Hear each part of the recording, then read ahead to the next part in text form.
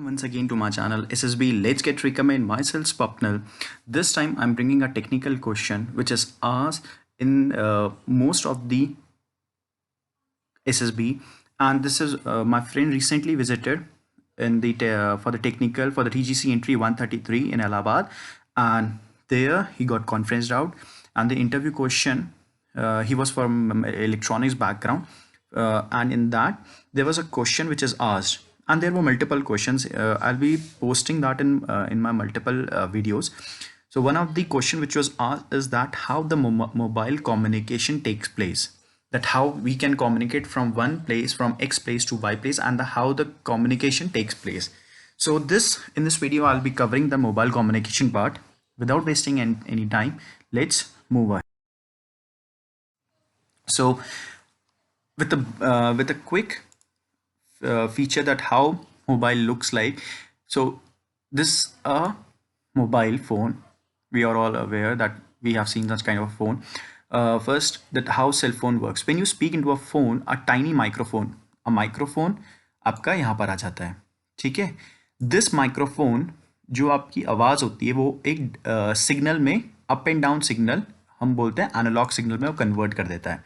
ये जो आपकी जो लिखा है इस बेसिकली इसकी समरी मैं आपको बता रहा हूँ, ठीक है. ये आपकी आवाज़ को कन्वर्ट करता है एनालॉग सिग्नल, ठीक है.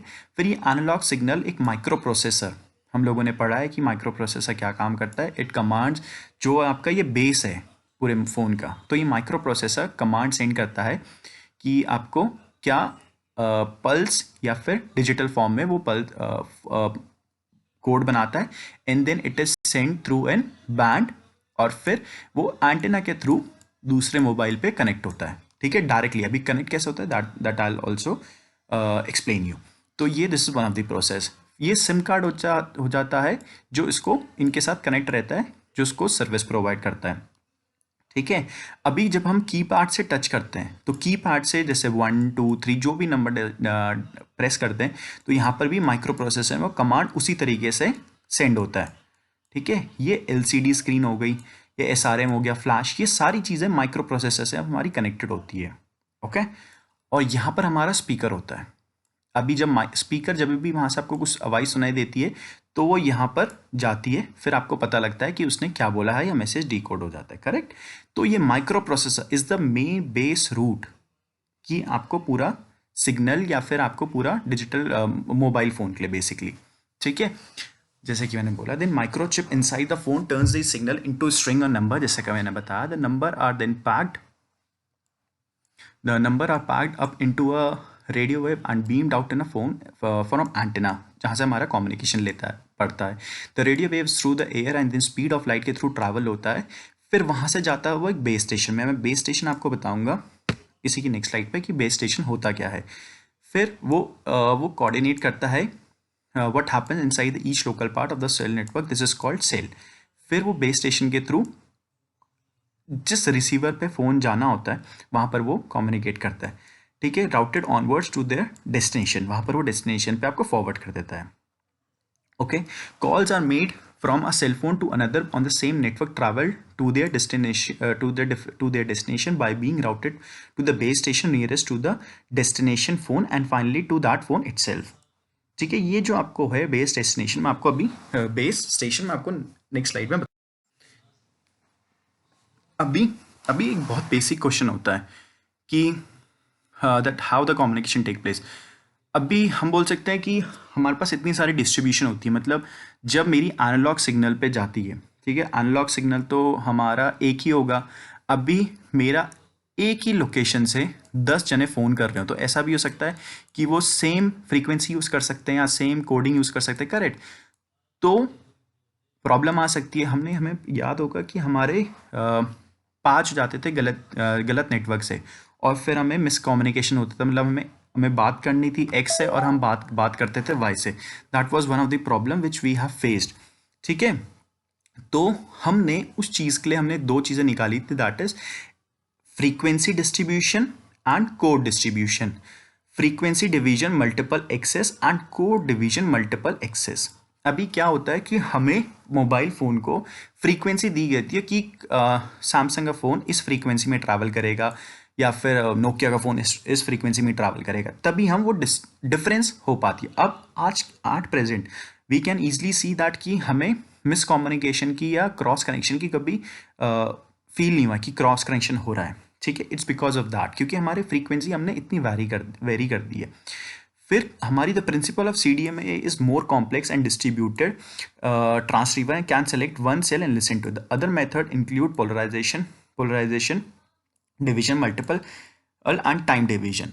बेसिकली क्या है, यहाँ पर हम लोगों ने डिफरेंट स्कोप दे रखा है कि हम कैसे डिस्ट्रीब्यूशन कर सकते हैं। एक होता है हमारी फ्रीक्वेंसी कोड डिवीजन, हम लोग कैसे डिस्ट्रीब्यूट कर सकते हैं। तो बेसिस दैट हमारी वेव्स या फिर हमारा कम्युनिकेशन कैसे जाएगा टू अ रिसीवर, ठीक है।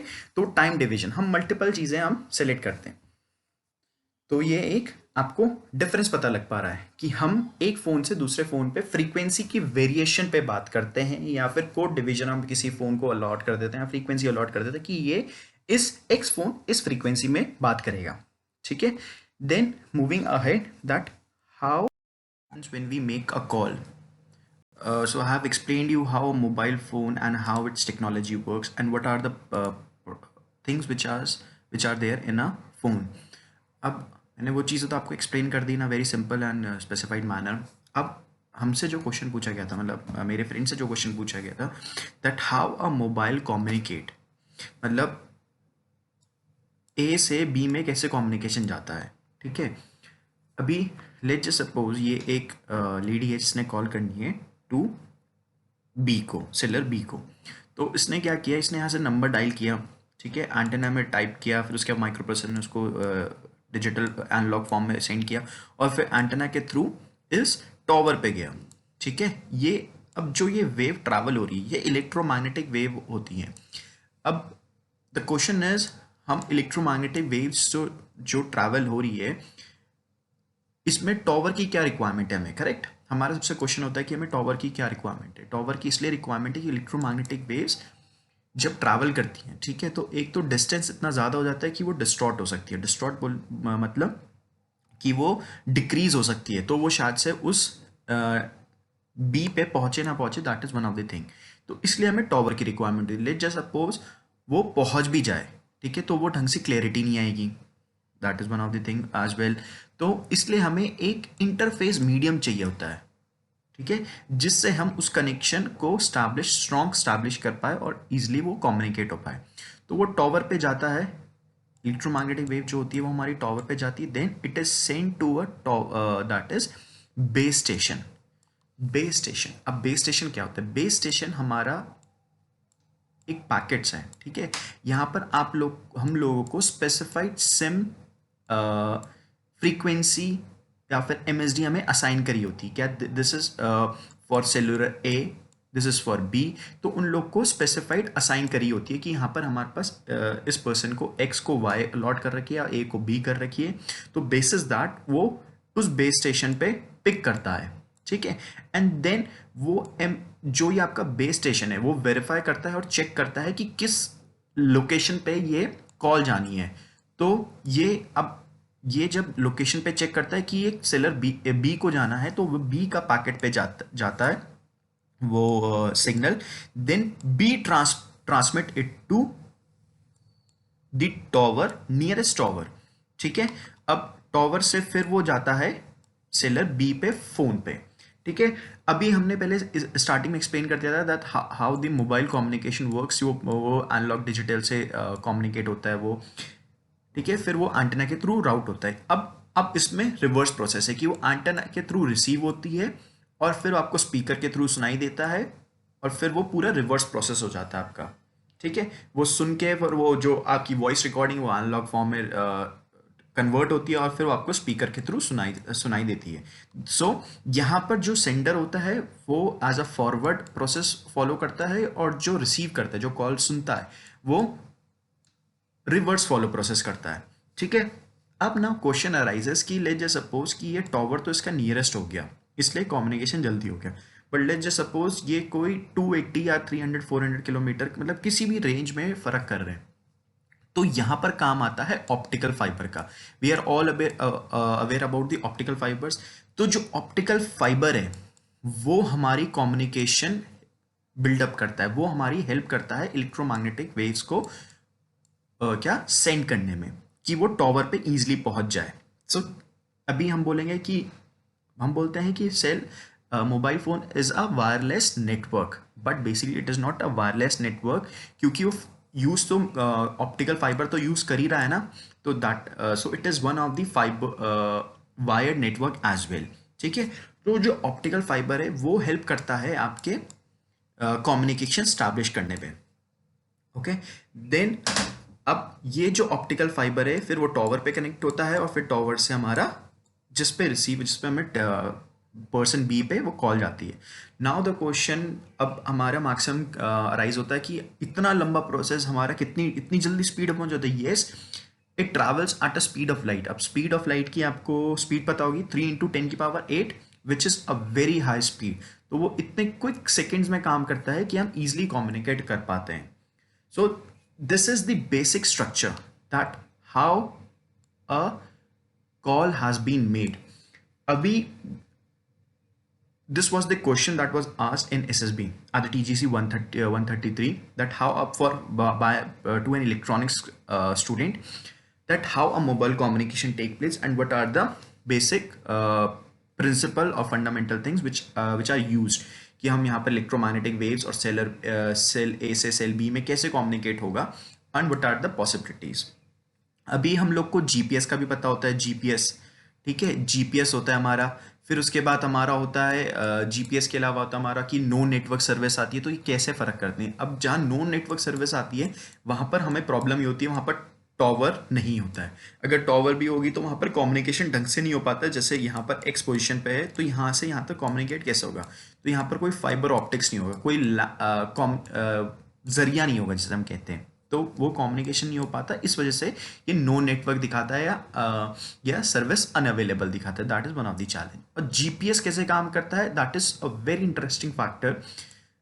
मैं आपको वो भी एक्सप्लेन करूंगा एक वीडियो में, बट सो फार अभी हम इस वीडियो को इतना ही क्रिस्प एंड सिंपल रखते हैं, सो दैट नेक्स्ट वीडियो में मैं जीपीएस एंड अदर टॉपिक्स जो अदर क्वेश्चंस हमें पुटअप करे गए थे मेरे फ्रेंड को, then I'll putting it across to you guys so that you can easily practise it, और वो आप लोग प्रैक्टिस करके जिसकी भी एसएसबी अब होगी, so that he can be well prepared of the technical question, because TG stand for technical graduate course।